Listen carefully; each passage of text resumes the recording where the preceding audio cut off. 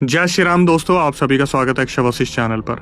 इस चैनल पर मैं अक्षय वशिष्ठ आपको ऐसे पैरानॉर्मल इंसिडेंट और एक्टिविटीज के बारे में बताता हूं जो कि हमारे फॉलोअर्स और सब्सक्राइबर्स हमारे साथ शेयर करते हैं। इंस्टाग्राम आईडी, जीमेल आईडी और अब एक ऐसा फोन नंबर जो कि आप स्क्रीन पर देख सकते हैं। तो कभी आपके साथ कोई पैरानॉर्मल इंसिडेंट हुआ हो तो आप उसे रिकॉर्ड करके भेज सकते हैं। मैं अक्षय वशिष्ठ उसे नरेट करूंगा अपनी आवाज में। आगे बढ़ने से पहले एक बार धन्यवाद जो आप हमारे इंस्टाग्राम, यूट्यूब को इतना प्यार दे रहे हैं। ये जो रियल इंसिडेंट हम आपके सामने लेके आते हैं, या आप में से कुछ लोग हैं जिन्होंने अपने ऐसे दर्दनाक हादसे हमसे शेयर किए जो अपनी जिंदगी में बहुत ज्यादा परेशान रहे हैं या अभी भी बहुत ज्यादा परेशान चल रहे हैं। जो लोग नहीं चाहते कि आगे आने वाली जनरेशन अपने ऊपर कोई ऐसा बोझ उठा ले जिसे चाहकर भी अपने ऊपर से हटा ना पाए। भूत, प्रेत, पिशाच, डायन, रक्त पिशाच या फिर अलग अलग भूतों के नाम, पिशाचों के नाम जो हम हमेशा से सुनते आए हैं। आज भी हम प्रमाण ढूंढते हैं इन सब चीजों के होने का। मैंने अपने टाइम में अपने दादा दादी, नाना नानियों से इतनी सारी घटनाओं के बारे में सुना है जो वास्तविक तरीके से उन्होंने अपनी आंखों से देखी। सारी चीजें जो एक टाइम पर हुआ करती थी। मैं बात करूं दिल्ली की, या बात करूं हरियाणा की, या बात करूं राजस्थान की, मैंने तीनों ही जगह पर ऐसे ऐसे इंसिडेंट देखे हैं, सुने हैं, जिससे मेरा इंटरेस्ट हमेशा से पैरानॉर्मल की चीजों के आसपास हमेशा इर्द गिर्द घूमता रहा। जब लोग मुझसे पूछते हैं कि अक्षय भाई पैरानॉर्मल ही क्यों, हॉरर कैटेगरी ही क्यों, तो मैं सिर्फ हर क्रिएटर को ये समझाने की कोशिश करता हूँ कि अपनी ज़िंदगी में वो चीज़ कीजिएगा जिसमें आपको सबसे ज़्यादा इंटरेस्ट है। और मेरा इंटरेस्ट बना एक ऐसे इंसिडेंट से जो आज मैं आपके सामने रखने वाला हूँ। बहुत कम जगह पर मैंने इस इंसिडेंट के बारे में बताया है। ये इंसिडेंट राजस्थान का है। राजस्थान में हमारा एक बहुत बड़ा कुनबा है, हमारी एक बहुत बड़ी फैमिली है। प्राइवेसी कंसर्न्स की वजह से मैं बहुत ज़्यादा नहीं बता पाऊंगा, लेकिन इंसिडेंट आपको पूरे अच्छी तरीके से मैं बताने वाला हूं, तो ध्यान से सुनिएगा। आज मैं आपको बहुत सारे मल्टीपल इंसिडेंट सुनाने वाला हूं जो हमारे सब्सक्राइबर्स के भी हैं, लेकिन पहले मैं शुरुआत करूंगा अपने इंसिडेंट से। जहां राजस्थान की मैं बात कर रहा हूँ वहां पर छत पे सोते थे हम। ये बात है सन 2000 की। और अक्सर ऐसा हुआ करता था जब हम छत पे सोया करते थे तो जो हेड पंप होता है, जो नलका चलता है, वो कभी कभार रात को 12 से 2 के बीच में अपने आप चलने लगता था। हम हमेशा जहाँ रहते थे, जहाँ सोते थे, जिन रिलेटिव्स के पास जाते थे, हमेशा पूछते थे कि ये कैसे पॉसिबल हो सकता है। हमारे रिलेटिव हमें यही बताते थे कि साइड में एक हवेली है, उस हवेली में एक इंसान था जो पानी भरने आता था। उस हवेली में बहुत ज़्यादा नशे पत्ते होते थे। अक्सर लोग वहाँ पर जाया करते थे, अलग अलग तरीके के नशा किया करते थे। एक दिन एक इंसान उस हवेली पे टॉप पर गया होगा, शायद उसने कोई नशा करा, सबसे ऊपर वाली जगह पर वो गया, और कैसे उसका पैर फिसला ये किसी को समझ नहीं आया, या उसे किसी ने धक्का मारा। मतलब इस तरीके से वो इंसान गिरा कि वो सीधा हेड पंप के ऊपर गिरा। और फिर कहते हैं कि अक्सर रात को वो जो इंसान है वो हेड पंप से पानी भरने आता है। इसी चीज़ के चलते देख उस हेड पंप के बगल में एक मंदिर बना दिया गया। हालांकि ये घटनाएं अब वहाँ पर बहुत कम होती है, लेकिन ये चीज़ें हमने अपनी आंखों से देखी है। जब हम राजस्थान जाया करते थे तो रात को अचानक से चिल्लाने की आवाज़ें आती थी, और हमारे रिलेटिव्स हमें बताया करते थे कि उस लड़की के अंदर पिछले 7 साल से एक जिन आ रखा है जो उसे छोड़ के जाने को तैयार नहीं है। और रीज़न कि उसने एक टोटके पर पैर मार दिया था, या गलती से उसका पैर शायद कहीं पर आ गया था। अब मैं आपके सामने एक और इंसिडेंट बताने वाला हूँ, जिस इंसिडेंट को मैंने हॉरर कॉन इवेंट में बताया था जो कि दिव्य भाई ने ऑर्गेनाइज किया था, खोनी मंडे वाले भाई ने। ये इंसिडेंट अभी रिसेंटली ही मैंने जाना, क्योंकि बचपन से हमें बताया गया था कि हमारे एक रिलेटिव है जो बहुत बड़े भक्त थे। वो इतने बड़े भक्त थे कि अगर उन्होंने दिया जला के रखा हुआ है, मान लो छत पर उन्होंने दिया रखा हुआ है और बारिश भी आ गई तो वो दिया बुझता नहीं था। मतलब वो माता के इतने ज़्यादा भक्त थे, हनुमान जी के इतने ज़्यादा भक्त थे कि हमेशा उनकी तारीफ हुआ करती थी। वैसे वो वैद्य हैं, और गांव में, जिस गांव की बात मैं कर रहा हूँ, वहाँ पर वो वैद्य के नाम से फेमस हैं।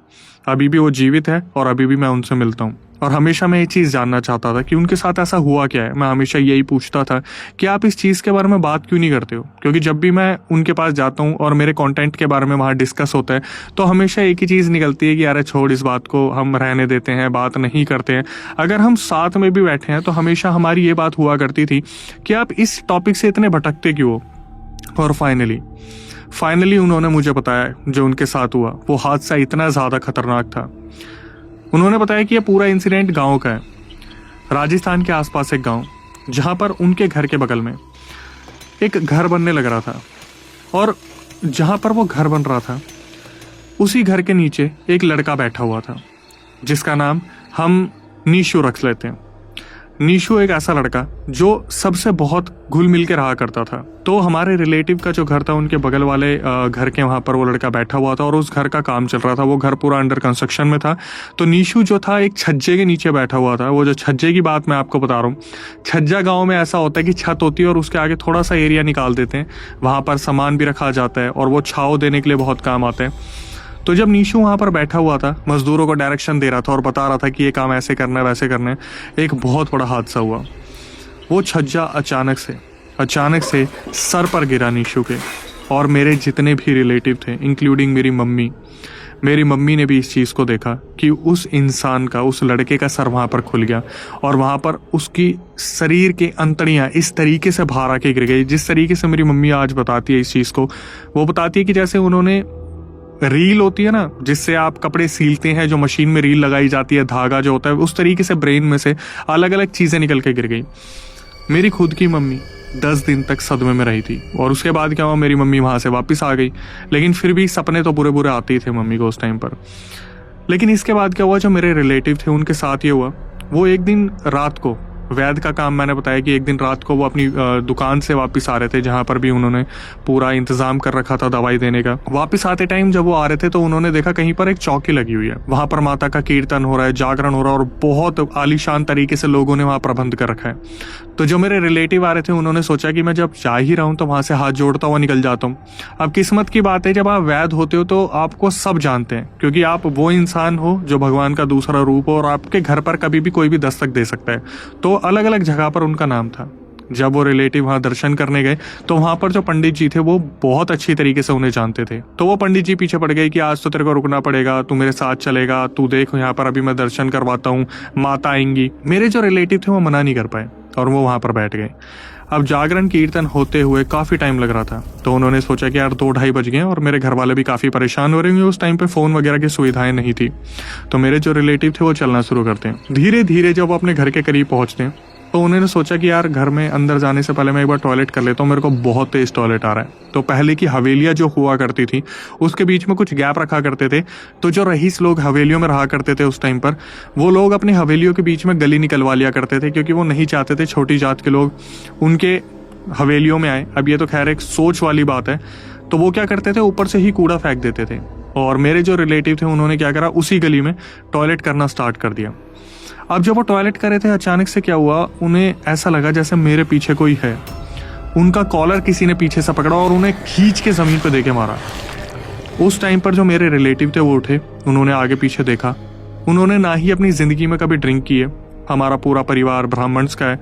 उन्होंने ना नॉनवेज को छुआ, ना कोई अपनी तरफ से गलत काम करा। लेकिन आज उनको सबसे बड़ा क्वेश्चन जो दिखा वो ये था कि मेरे साथ ये कैसे हुआ। वो उठे, उन्होंने इधर उधर देखा, टॉयलेट करना स्टार्ट करा। फिर दोबारा किसी एंटिटी ने एकदम से उनको पीछे से पकड़ा, कॉलर देके फिर दोबारा देके मारा। इस बार जब वो आगे पीछे देखना शुरू करते हैं तो वहां पर उन्होंने जब मेरे सामने ये चीज़ बताई तो उनके चेहरे पे जो दर्द था वो मैं आपको बताऊंगा और आप बुरी तरीके से दहल जाएंगे। उन्होंने बताया कि नीशू जैसा एक दिखने वाला एक बहुत बड़ी आकार का कोई पिशाच मेरे सामने खड़ा था। इन्होंने क्या करा, इन्हें पता था कि अगर मैं अभी नहीं भिड़ूंगा, अभी नहीं लड़ूंगा या फिर भगवान का नाम नहीं जपूंगा, अपनी शक्ति का प्रदर्शन मैंने नहीं दिखाया, हनुमान जी का नाम लेकर अगर मैंने वार नहीं करा तो यह आज रात मुझे ले जाएगा। वो जो नीशू नाम की एंटिटी थी उसको पूरे गांव में अलग अलग जगह पर देखा गया था और लोग दावा करते थे कि कहीं ना कहीं वो जो एंटिटी वो दिखती रहती है। आज मेरे रिलेटिव ने उन्हें साक्षात देख लिया।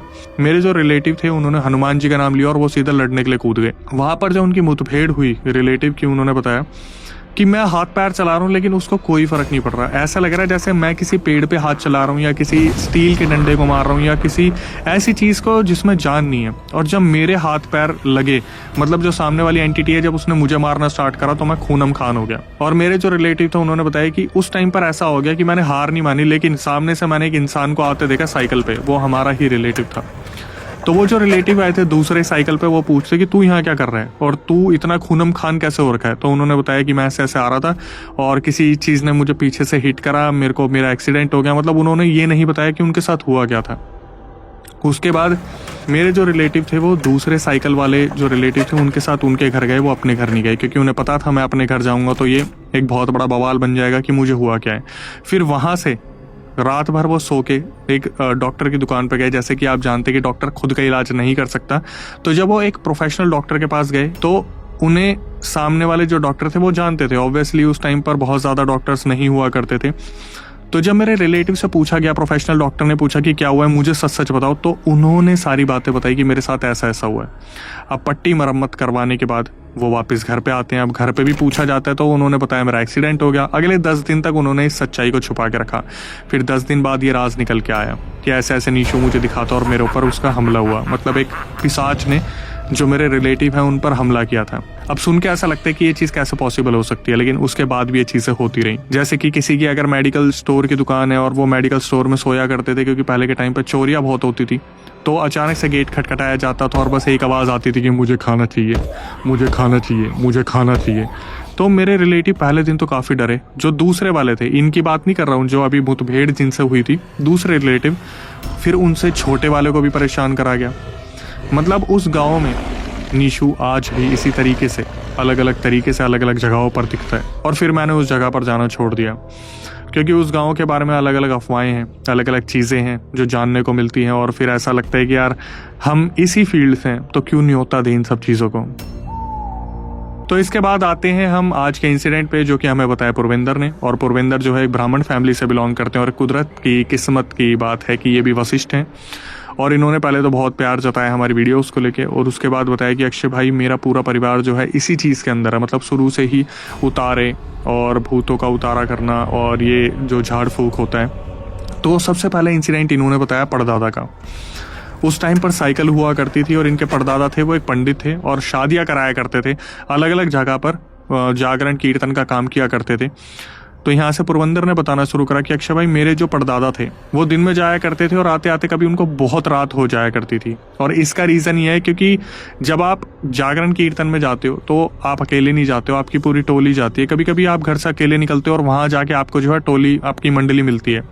तो पुरविंदर ने जैसे मुझे बताया कि अक्षय भाई एक रात वो अकेले आ रहे थे साइकिल से कीर्तन जागरण में से, शायद उनकी तबीयत खराब हुई या घर पे उनको कोई ज़रूरी काम था। जैसे कि इन्होंने बताया कि मेरे परदादा के बारे में मैं बता रहा हूँ, तो हर चीज़ क्लैरिटी के साथ नहीं बताई इन्होंने यही बताया कि भाई मेरे जो परदादा थे वो वापस आ रहे थे साइकिल से, और हमारा जो गाँव है उससे 3 गाँव दूर एक खंडर सा गांव पड़ा हुआ है। इन्होंने बताया कि मेरे परदादा वापस आ रहे थे साइकिल पर और अचानक से कुछ लोग मेरे दादा की तरफ भागते आते हैं। वो जो लोग भागे भागे आए थे वो सीधा साइकिल के आगे आते हैं और परदादा जी ने जो देखा, जो इनके फैमिली में सारी चीज़ें चलती आई, तो वो बताया कि लोगों ने बहुत अच्छे कपड़े पहने हुए थे, ऐसा लग रहा था शादी का माहौल है। और जब लोग सामने आए तो वो चिल्लाते हैं कि पंडित जी हम कब से आपका इंतज़ार कर रहे थे, हम यही चाहते थे कि आप हमें मिल जाओ, हमारा वाला जो पंडित था वो आया नहीं, उसने धोखा दे दिया, देखो बच्चों की शादी है और शादी पूरी ख़राब हो जाएगी। तो परदादा जब तक प्रोसेस कर पाते इस चीज़ को, वो काफ़ी थके हुए थे। उन्होंने देखा कि पूरा मंडप लगा हुआ है, वहाँ पर लोग बैठे हुए हैं, वहाँ पर ऐसी व्यवस्था की हुई है कि लोग खाना भी खा रहे हैं,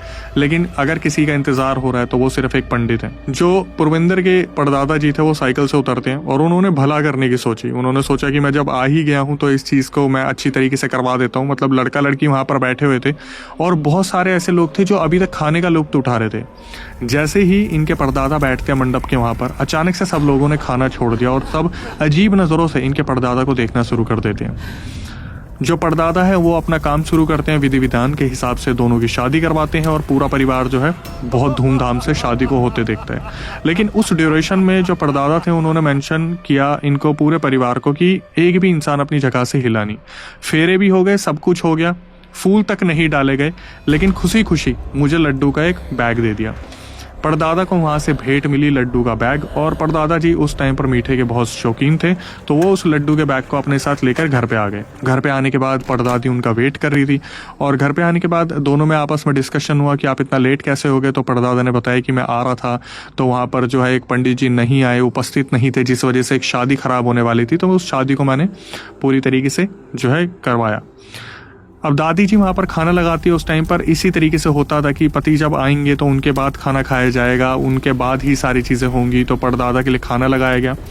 खाना खाने के बाद परदादा जो थे वो बोलते हैं कि उस बैग में लड्डू रखें और लड्डू मुझे दे दो, मेरा मीठा खाने का काफ़ी मन हो रहा है। तो जब उस लड्डू के बैग को खोला जाता है तो उसमें से हड्डियाँ निकलती हैं और उसी वक्त परदादी और परदादा समझ गए कि आप कौन सी शादी करवा के आए हो। अब इस चीज़ को तो आपने बहुत पॉडकास्ट में सुना होगा, बहुत रिकॉर्डिंग में सुना होगा, लेकिन ये आगे जाके कैसे कनेक्ट होने वाली है अब मैं आपको बताऊंगा।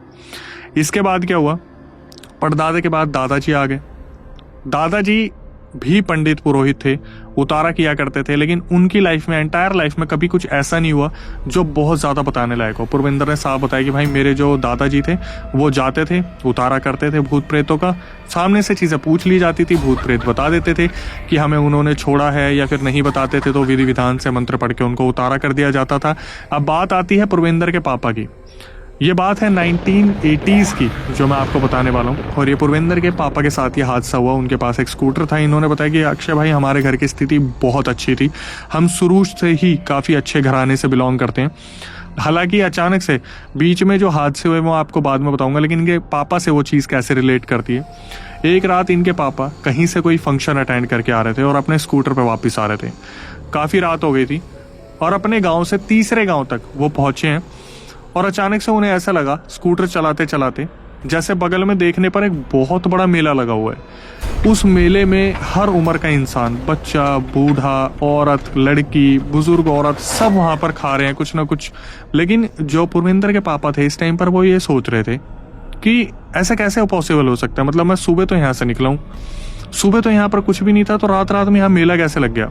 इतने ही वो सोच रहे थे, उनके स्कूटर के बगल में कोई आदमी आ गया, और उसकी हाइट जो थी वो 9 से 10 फीट की थी, और उसका आकार बड़ा ही अजीब था।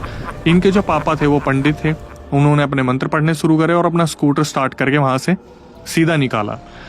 जैसे ये स्कूटर स्टार्ट करके चलते हैं पुरविंदर के पापा, जैसे जैसे ये स्पीड बढ़ाते वो जो इंसान था वो बगल में भागना शुरू करता है स्कूटर के।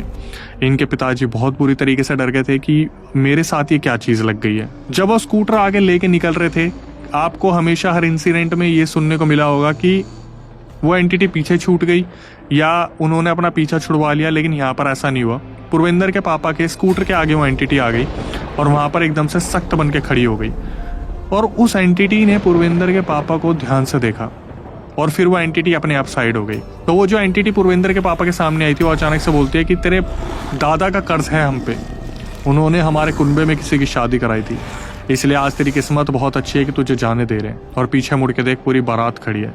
जब पुरविंदर के पापा ने पीछे मुड़ के देखा तो वहाँ पर मल्टीपल एंटिटीज उनको देख रही थी, लेकिन सब स्माइल कर रहे थे। तो जब ये अपने घर आते हैं, इन्हें तो नहीं पता था इस बारे में कि मेरे साथ हुआ क्या। जब ये घर आए तो पता चला जो परदादा थे उन्होंने बताया पुरविंदर के पापा को इस चीज़ के बारे में कि एक्चुअली में आज जहाँ से तू आया वहाँ से मैं उस टाइम पर आया था और मैंने उनकी शादी करवाई थी। हालांकि भेंट में मुझे हड्डियाँ मिली, लेकिन मेरी मेहनत सफल हुई कि मेरी जो चीज़ करवाई हुई थी उसने तेरे को बचा लिया, मतलब तेरे को छोड़ दिया। तो वो जो भूत प्रेत थे वो उसी टाइम के भूत प्रेत थे जो भूतों की बारात जो पुरविंदर के परदादा ने देखी थी। इसके बाद फिर पुरविंदर ने बताया कि अक्षय भाई हमारे घर में जब उतारे होते थे, लोग आते थे अपने उतारे करवाते थे, तो हमारे घर में हमेशा ये महसूस होता था कि एंटिटी आगे पीछे घूम रही है। मैं बिल्कुल झूठ नहीं बोलूँगा, पुरविंदर ने इसी तरीके से बताया कि भाई उठती थी, बैठती थी, चीज़ें हमारे घर में होती रहती थी, लेकिन हमारे घर में सिर्फ वही एंटिटीज़ रह पाती थी जो दिल की साफ एंटिटीज़ होती थी। पुरविंदर ने बताया कि अक्षय भाई एक टाइम आया जब मैं 5वीं क्लास में था, मेरे को हॉस्टल भेज दिया गया, और जब मैं वापस आया तो मैं 12 साल का था। तब तक मेरे दादाजी ख़त्म हो गए, परदादा पहले ही जा चुके थे, फिर मेरी जो है मम्मी भी ख़त्म हो गई। तो मतलब मैं किसी से सीख नहीं पाया जो ज्ञान मुझे मिलना था, जो सिद्धि मुझे मिलनी थी। पापा ने भी अधूरा ज्ञान लिया था, तो पापा भी मेरे को ढंग से समझा नहीं पाए जिस तरीके से इन्होंने बताया। इनको एक सल्यूट है, लेकिन जो परदादा ने करा और फिर वो जो पिताजी के इनको वो चीज़ बचा के चली गई, वो तो सही में एक एक्सट्रीम लेवल पे एक भला था जो पुरविंदर के परदादा वो चीज़ करके चले गए। मुझे ऐसा लगा मुझे 24 घंटे जिस दिन मैं बैठा हूँ मुझे कोई घूर रहा, और भाई मेरे पास एक तो बानू हुआ, और भाई इतना होता है तो पर मेरी एकदम गिरा हो भाई, मैं बाजू टूट गई और नो रीज़न भाई टूट गई वो बाजू। भाई मुझे मेरे चलने में दिक्कत आ गई, मुझसे चला नहीं जाता था बिल्कुल भी नहीं। वहाँ पे जाके मेरी ऐसी हालत हो गई, मेरे से हल्का भी नहीं चला जा रहा, थोड़ा सा भी नहीं चला जा रहा एकदम। मेरे को उठा के ले जाए, मेरे को 2 बंदों ने पकड़ा शोल्डर से, उठा के ले गया। इसके बाद का आज का रियल इंसिडेंट जो कि हमें गुरबाग ने बताया, इससे पहले आपने ऑडियो रिकॉर्डिंग सुनी होगी, और गुरबाग जो है वो भी पंजाब के रहने वाले हैं। इन्होंने बताया कि अक्षय भाई ये बात है जब मैं सिर्फ 12 साल का था, पहली बार मुझे एक सपना आया। सपने में एक बच्चा मुझे बहुत बुरी तरीके से पीट रहा था, मुझे समझ नहीं आया कि मेरे साथ हुआ क्या। जब इनकी सुबह आंख खुलती है तो ये पसीने पसीने हो रखे थे। इन्होंने अपने मम्मी पापा को इस बारे में नहीं बताया, ये सोच के कि शायद मेरा वहम था। और एक 12 साल का बच्चा इस चीज़ को किस तरीके से बताता। पंजाब में इन्होंने बहुत सारी चीज़ों के बारे में सुना भी था, लेकिन इनकी फैमिली जो थी वो बहुत ज़्यादा स्पिरिचुअल थी। सुबह शाम गुरुद्वारे जाना, पाठ करना, रात को 2-2 बजे पाठ करना। तो गुरबाग ने बताया कि अक्षय भाई, मेरे साथ अब रोज़ ऐसा होने लगा कि जब भी मैं सो के उठता तो मेरी हालत ख़राब होती, क्योंकि उस बच्चे ने मुझे सपने में रोज़ पीटना था। फाइनली एक दिन आया जब इन्होंने अपनी मम्मी पापा को बताया कि मेरे साथ ऐसा हो रहा है। और फिर ये लोग दिखाते हैं कि नहीं, पंडित जी को जो इनके धर्म में थे, तो उन्होंने बताया कच्चा कलवा नाम का जो एक छोटा पिशाच है या एक एंटिटी है, वो जो है इसे परेशान करे, क्योंकि इसका पैर कहीं पे लग गया था। फिर गुरबाग का उतारा करा गया, लेकिन उस उतारे में उनको एक धागा दिया गया। तो गुरबाग ने बताया अक्षय भाई, जैसे लोग सुनते हैं ना कि उतारा हो गया और सब ठीक हो गया, मेरे साथ ऐसा बिल्कुल भी नहीं था। एक दिन ये वापस आ रहे थे स्कूल से, जब शायद 2-4 साल इनके बीत गए होंगे, और इन्हें धागा उतारने के लिए मना करा था। ये बोला था ये धागा अपने आप उतर जाएगा। जब ये स्कूल से वापस आ रहे थे तो इनके दोस्त इन्हें क्रिकेट खेलते मिले, झूला झूल रहे थे, आपस में सारे बच्चे खेल रहे थे। और उस टाइम पर मोबाइल का ज़माना इतना ज़्यादा बोलबाले पे नहीं था जैसे आज के टाइम पर है। तो ये आते वक्त अपने दोस्तों के साथ स्कूल से खेल खेलने लग गए। ये झूला झूल रहे थे और अचानक से इनकी जो बाजू थी वो कहीं से टूट गई गिरने के कारण। जब इनके घर पे खबर गई इस चीज़ के बारे में कि गुरबाग के साथ ऐसा हुआ, तो उन्हें फटाफट से उठा के हॉस्पिटल ले जाया गया। और हाथ सही करने के चक्कर में डॉक्टर्स ने क्या करा, उस काले धागे को काट दिया। काटने के बाद गुरबाग की जो हालत थी वो बद से बदतर होने लगी। इन्होंने मेंशन किया कि अक्षय भाई, हाथ टूटा हुआ है, मैं हाथ टूटे में घर आया हूँ और मैं ढंग से खा नहीं पा रहा, कुछ कर नहीं पा रहा, और मेरा बॉडी वेट बढ़े जा रहा है। मेरी मम्मी के साथ भी यही हो रहा था। हमारे घर पे पता नहीं अचानक से कौन सा एक प्रकोप टूटा, ऐसा लगा जैसे कच्चा कलवा जो था, जो फैमिली थी भूत प्रेतों की, उन्होंने अचानक से हमारे घर पे दस्तक दी। इन्होंने बताया कि अक्षय भाई, उस दिन के बाद हमारी फैमिली में इतने बुरे हाल हो गए, इतने बुरे हाल हो गए। जब भी हम किसी से मिलते तो वो बताता कि यार एंटिटी बहुत बड़ी है, धागा दिया गया था, फिर वो धागा टूट गया, ऐसा है वैसा है। तो इन्होंने क्या करा, गुरुद्वारे का सहारा लेना शुरू करा। अब जब गुरुद्वारे का सहारा लेना शुरू करा, बीच में जैसे एक होता है कि जब आपकी तबीयत ठीक नहीं होती तो आप भगवान को पूज नहीं पाते, याद नहीं कर पाते, तो इन्हीं के धर्म के जो एक बहुत पूजनीय सिद्धि पुरुष इंसान थे, उन्होंने बताया कि आपको गुरुद्वारे लेके जाना चाहिए अपने बच्चे को। उस टाइम पर गुरबाग ने बताया कि अक्षय भाई, मेरे सामने की बात है, मेरे घर वाले पूरा इंसिस्ट कर रहे हैं मुझे गुरुद्वारा ले जाने के लिए और मैं नहीं जाना चाहता। मुझे बार बार एक आवाज़ आ रही है कि मत जा मत जा मत जा मत जा मत जा मत जा। ज़बरदस्ती इन्हें गुरुद्वारे ले जाया गया। गुरुद्वारे जाते हैं, वहाँ पर ये आशीर्वाद लेते हैं, इनका झाड़ा होता है, और जब ये घर पे वापस आते हैं तो इनकी हालत इतनी ज़्यादा ख़राब होगी। गुरबाग ने बताया कि अक्षय भाई, मेरी इतनी बुरी हालत होगी कि मैं कब सो गया मुझे पता नहीं चला, लेकिन जब मैं उठा मेरे अंदर से सारी बीमारियां, सारे दर्द बिल्कुल दूर हो गए थे। गुरुद्वारा जाना इनके लिए इतना प्लस पॉइंट हुआ कि जिन्होंने भी इनको वो एक डायरेक्शन दी कि आपको जाना चाहिए, जिनको आप मानते हो उनको पूजना चाहिए, तो वहाँ से बिल्कुल ठीक हो गए। उसके बाद इन्होंने बताया कि अक्षय भाई, फिर मेरी नानी के साथ कुछ अजीब चीज़ें होना स्टार्ट हो गई। मेरी नानी को 2 औरतें दिखती थी, और वो मेरी नानी को नहीं दिखती थी, सामने वाले घर में एक बुजुर्ग औरत थी, उनको भी दिखती थी। वो आपस में डिस्कस करते थे कि नानी को लेने के लिए कोई 2 औरतें आती थी और एक ही बात बोलती थी कि आज हम तुझे लेके जाएंगे। घर पर जब बार बार पूजा पाठ हुआ करती थी और पाठ हुआ करते थे बहुत बेहतरीन तरीके से, जब पूजा पाठ हुआ करती थी, वो औरतें 2 गायब हो जाती। फिर कोई एक आदमी आ जाता और वो यही बोलता कि बेबे तेरे जाने का वक्त हो गया, तू अपने आप को ज़बरदस्ती मत रोक, तुझे हम लेके ही जाएंगे। और ये चीज़ कैसे कंफर्म हुई, क्योंकि नानी जी एक टाइम के बाद तो ख़त्म हो ही गई थी, लेकिन घर परिवार में जब आपस में बात होती है तो सामने वाली औरतें बताती है कि हम ये देखते थे कि जैसे नानी जी सो रही है तो 2 औरतें सफ़ेद कपड़ों में चल के आती थी, मेरी तरफ देखती थी तो मैं नज़र छुपा लेती थी, लेकिन हमेशा मैं देखती थी कि नानी जी उनके आने पर बिलक बिलक कर रोया करती थी, चिल्लाया करती थी, और फिर घर में बताती थी कि ये 2 औरतें मुझे लेने आई है। इसके बाद इन्होंने बताया कि अक्षय भाई, फिर मेरे घर में ये चीज़ें जो हैं वो इसी तरीके से रही, लेकिन कुछ टाइम बाद हमारे घर में सब कुछ ठीक हो गया। लेकिन जो चीज़ें इनकी ज़िंदगी में हुई, अगर आप रिकॉर्डिंग सुनोगे तो उस रिकॉर्डिंग को आप सुनोगे, उसमें गुरुद्वारे के पीछे आवाज़ आ रही है। इन्होंने बताया गुरबाग ने कि अक्षय भाई, जब वो पल मैं याद करता हूँ जब वो कच्चा कलवा मुझे मारा करता था सपने में आके, तो मैं इतनी बुरी तरीके से डर जाता हूँ कि आज भी मैं उन चीज़ों को ढंग से बता नहीं पाता।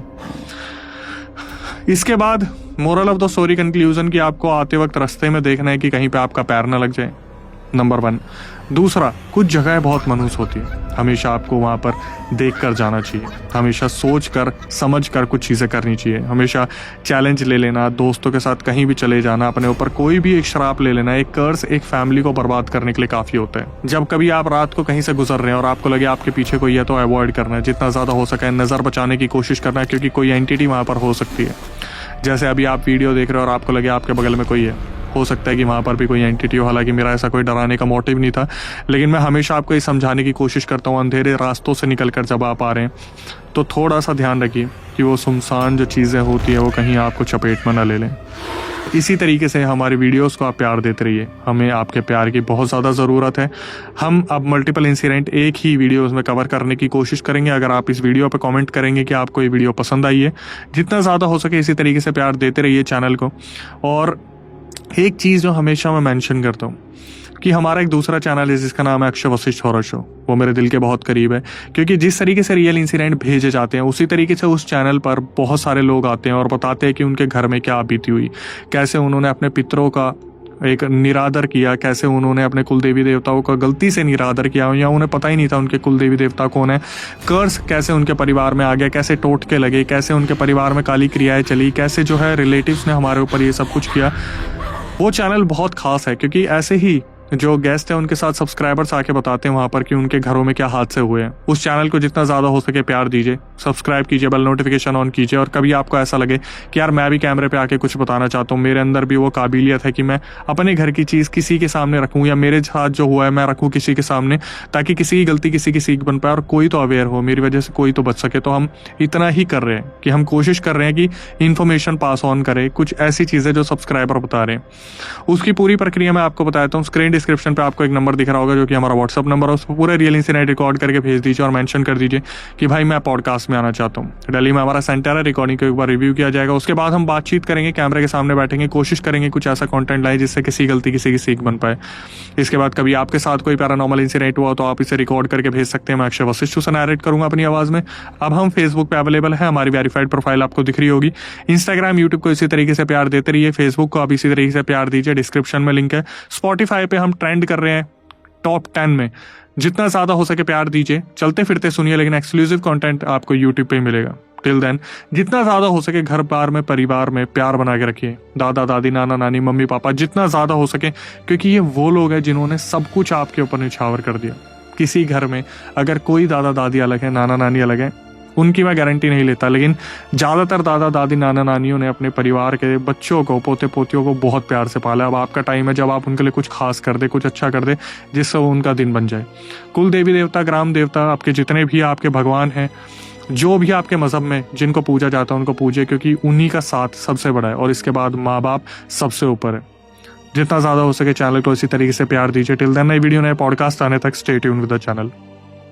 वहाँ से कोई वाइट कलर का 6 फीट का आदमी भागा है वहाँ से एकदम झटके में और वैनिश।